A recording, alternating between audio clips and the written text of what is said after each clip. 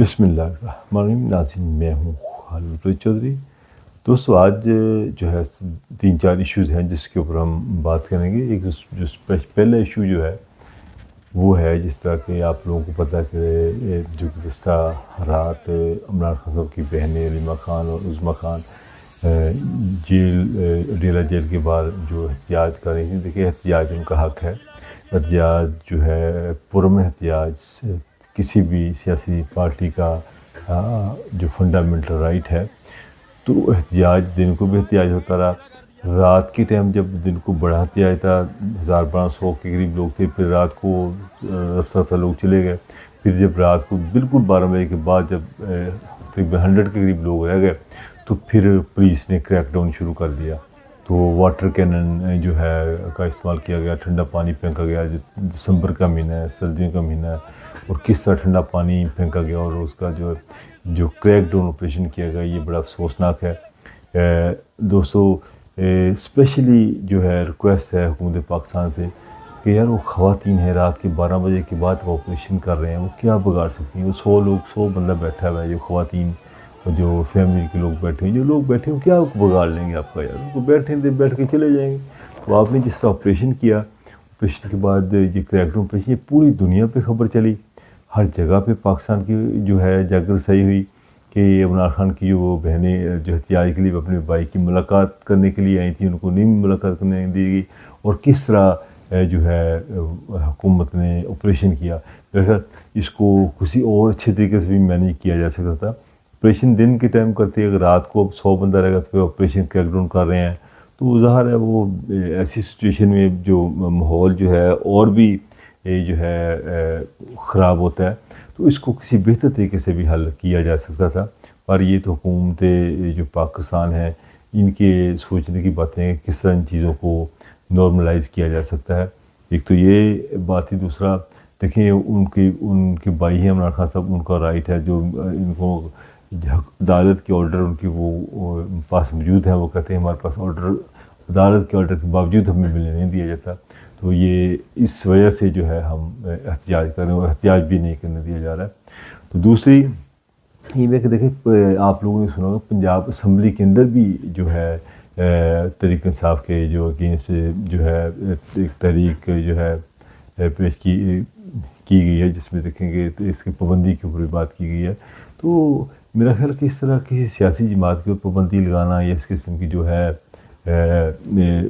Assembly کے اندر آپ ایک قرارداد دیں، پیش کریں، اور کسی سیاسی جماعت کو جس کی جو کہ کافی مقبول نیشنل جماعت ہو، مقبول ترین لیڈر ہو، اس کے حوالے سے آپ اس قسم کی جو چیزیں کر رہے ہیں، قرارداد منظور کر رہے ہیں یا پابندی لگانے کے لیے حوالے سے کر رہے ہیں، اس سے میرا خیال ہے کہ اس کی مقبولیت اور بڑھے گی عمران خان صاحب کی. یا جس قسم کی یہ باتیں حکومت کر رہے ہیں، یہ حکومت سے کر رہی ہے، تو یہ میرا خیال ہے کہ آنے والے وقت میں یہ جو مسئلہ پوائنٹ آف نو ریٹرن پہ کوئی آ جائے گا. میرا نہیں خیال کہ بعد میں پھر کوئی ایسا جو چیزیں کوئی بہتری کی طرف آئیں. دوسرا بہت ایک اور چیز بھی اس میں مارکیٹ میں کافی لوگ باتیں کر رہے ہیں کہ شاید عمران خان صاحب حکومت بڑی پریشان ہے ڈیلا جیل کی وجہ سے، کیونکہ وہاں سے KPK سے کافی لوگ آ جاتے ہیں، اور ساتھ ساتھ جو لوکل لوگ آتے ہیں، تو پھر وہاں پر ان کے لیے کنٹرول کرنا مشکل ہوتا ہے. تو وہ تھنک یہ کر رہے ہیں کہ ان کو شاید موو کر دیں یہاں سے، وہاں پر بلوچستان میں شفٹ کر دیں، یا جو پنجاب کی دوسری بڑی جیل ہے ساہیوال میں ان کو شفٹ کر دیں. اس سے شاید یہ KPK والے جو بہت جلدی آئے تھے، یہ لوگ نہ آئیں گے یا کم آئیں گے، تو یا ان کو وہاں پہنچنے کے لیے دشواری ہوگی، دور اگر ہوگی. بہت ساری چیزیں بھی جو ہے نظر میں آ رہی. میرا خیال کہ جہاں بھی عمران خان صاحب کو شفٹ کیا جائے گا تو ان کی بہنیں تو وہاں پر ہوں گی، تو باقی جو ان کے کارکنان تو پورے پاکستان میں ہیں، تو وہاں پر بھی لوگ جو ان کا جو ہے احتجاج کریں گے. ظاہر ہے اور ان کو ایگزیکٹلی ملنے دیا جائے تو میرا خیال شاید احتجاج وغیرہ وہ نہ کریں. اور ایک اور بات، جس طرح کہ آپ لوگوں کو پتہ ہے کہ جو ان کے منسٹر ہی ہیں رانا صلی اللہ، انہوں نے بھی بیان دیا، اور بھی لوگ بھی بیان دے رہے ہیں کہ شاید جو ہے جس طرح کہ نوٹیفیکیشن ہو گیا فیلڈ مارشل صاحب کا اس سے پہلے جو نوٹیفیکیشن رکا ہوا تھا اس کی کچھ شرائط تھی، ان میں یہ بھی جو باتیں لوگ کر رہے ہیں کہ شاید ان کا جو ہے اسپیشلی نواز شریف صاحب کی طرف سے یہ ایک شرط تھی کہ تحریک انصاف کو بالکل جو ہے دیوار کے ساتھ لگا دینا ہے، کیونکہ یہی ان کے پاس حل ہے کہ وہ مقبولیت نہیں ہے. تو اسی طرح یہ وہ اگر آؤٹ رہیں گے، بالکل دیوار کے ساتھ لگ جائیں گے، تو اس کے بعد پھر ان کے لیے آگے 5 سال گزارنے مشکل آسان ہو جائیں گے. تو شاید اب وہ اس قسم کے حالات نظر آ رہے ہیں، جس طرح لوگ پہلے جو لوگ صرف کہہ رہے تھے یہ باتیں، وہ لگ رہا ہے جو لوگ جو اپنی تجزیہ دے رہے تھے وہ جس طرح کا سچ نظر آ رہا ہے. اور آفٹر نوٹیفیکیشن آپ نے پھر جو دیکھی ایک پریس کانفرنس دیکھی تارڑ صاحب نے کی، پھر DGIS پر صاحب نے کی، تو پھر یہ چیزیں آگے کی طرف جو ہے بڑھتی گئیں. تو جس طرح کہ یہ تھنک کیا جا رہا ہے کہ شاید اس کو MKM کی طرح جو ہے میرا نہیں خیال MKM کو کمپیریزن اگر کرتے ہیں الطاف حسین کا کمپیریزن عمران خان صاحب کے ساتھ ہو ہی نہیں سکتا. دیکھیے عمران خان ایک کھلاڑی آدمی، پوری دنیا میں اس نے نام روشن کیا. عمران خان ہاسپٹل بنایا، شوکت خانم پھر یونیورسٹی بنائی، پھر بہت سارے ایوارڈ لیے، تو اس کا مقابلہ نہیں کیا جا سکتا. دوسرا جو الطاف حسین کی جماعت تھی وہ ایک قسم کی دہشت گرد قسم کی جماعت تھی نظر آئی، بند وہی لاشیں، اور جو آپ کے سامنے جو انہوں نے کیا جو ہے سانحہ بلدیہ فیکٹری ہے، اور 250 بندوں کو جیل میں اس کے اندر کس طرح جلا دیا گیا، بہت ساری چیزیں ان کے اگینسٹ ہیں. مگر وہ ایک پارٹی جو ہے نا صرف کراچی کی پارٹی تھی، ایک شہر کی پارٹی تھی. جو عمران خان صاحب کی تحریک انصاف یہ پورے پاکستان کی مقبول ترین جماعت ہے. آپ کو پتہ ہے PK میں ان کی حکومت ہے. پنجاب میں انہوں نے جس طرح C45 اور 47 کا فارم نہ ہوتا تو لیڈنگ یہی تحریک انصاف کر رہی تھی. فارم جو 45 47 فارم والا معاملہ نہ ہوتا، الیکشن کمیشن نے جو ہے کردار نہ ادا کیا تھا، تو یہ بھی ایک ڈفرینٹ اسٹوری تھی. تو یہ پورے پاکستان کی مقبول ترین جماعت ہے. میرا نہیں خیال کہ اگر یہ اس طرح کوئی MKM طرز کا کوئی ماڈل بنائیں اور ان کو بالکل دوبارہ سے لگا دیں. دیکھیں جو سیاستدان جیل میں رہتا ہے اس کی مقبولیت میں ہمیشہ اضافہ ہوتا ہے. اور آپ کو بھی پتہ بھی نواز صاحب جب بھی جیل میں گئے تو اس کے بعد بہت جلد ڈیل کی اور ملک سے باہر چلے گئے.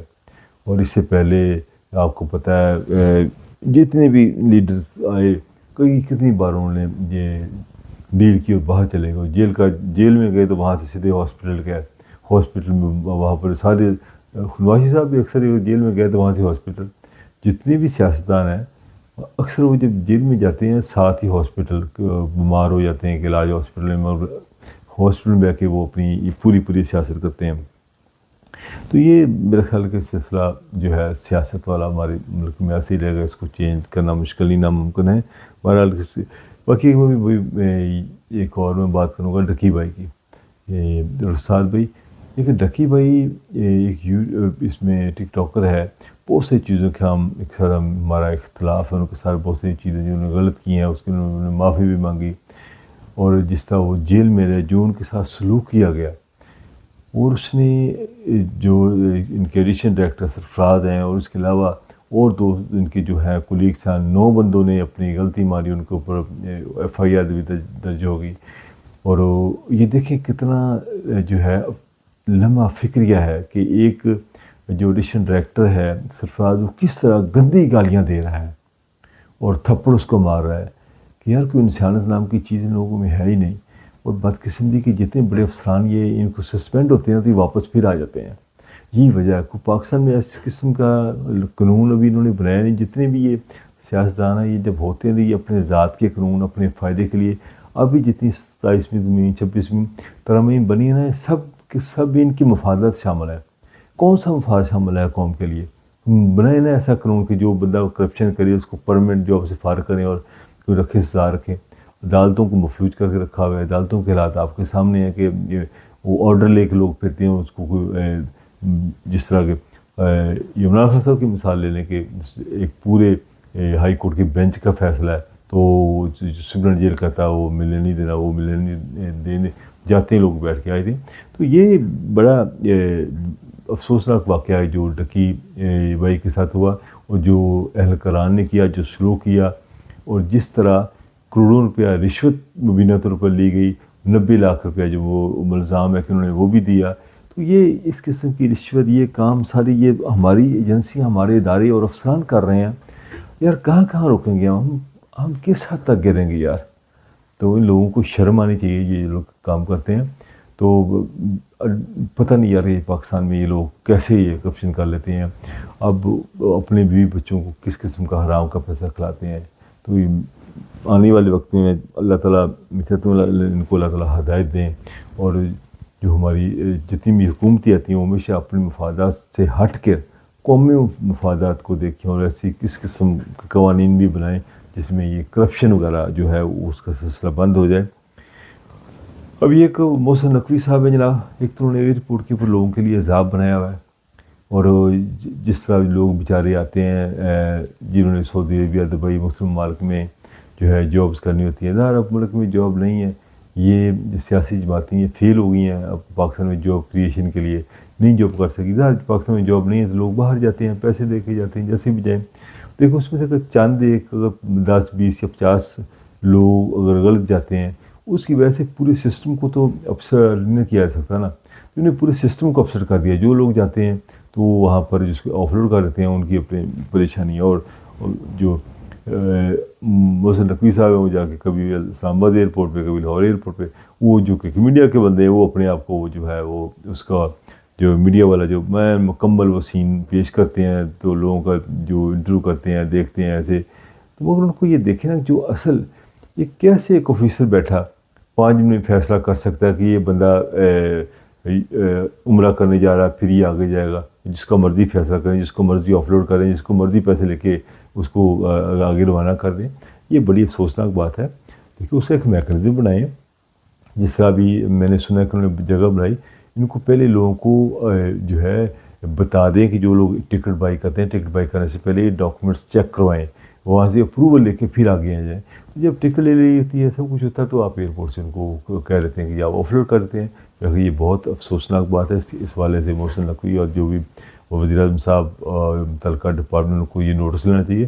تو یہ جو غریب لوگ ہیں باہر جاتے ہیں، باہر اوورسیز پاکستانی جا کے زر مبادلہ بیچتے ہیں، جاب کرتے ہیں. باقی جو چند ایک لوگ جو کرتے ہیں اس کے والے سے جو ہے نا، اگر پکڑنا تو ان درندوں کو، ان جو اسمگلر، جو انسانی اسمگلر جو ہیں ملوث لوگ، بڑی بڑی جو مگرمچھ ہیں، ان کو پکڑیں ان غریب لوگوں کو تنگ کرنے کے بجائے. دوسرا ناظرین، ہماری ہمیشہ پاکستان کے لیے دعا ہے کہ اللہ تعالیٰ ہمارے پاکستان کو ترقی دے. یہ جو سیاستدان ہیں ان کو ہدایت دے، پر ہمارا جو سسٹم ہے بڑا اپسٹ ہے. ناظرین معذرت چاہتا ہوں، مصروفیت کی وجہ سے میں ویڈیو کبھی نہیں بنا سکتا.